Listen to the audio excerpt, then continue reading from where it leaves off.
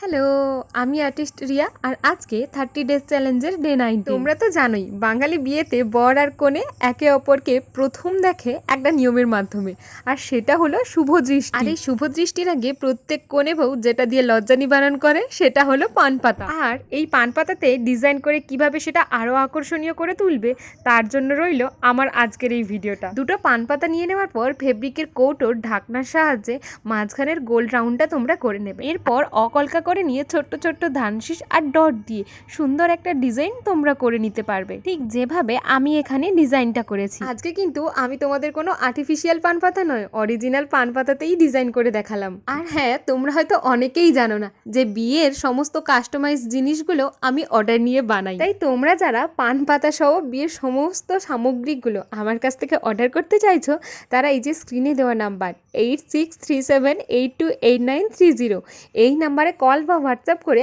আমার সাথে যোগাযোগ করে তোমাদের অর্ডারগুলো দিতে পারো। কি গো, এবার তোমরা বলো ডে 19 আমার আজকের এই পান পাতার কলকার ডিজাইন তোমাদের কেমন লাগলো। আর তোমাদের সাথে দেখা হচ্ছে নেক্সট ডে চ্যালেঞ্জে। আজকের মতো টাটা।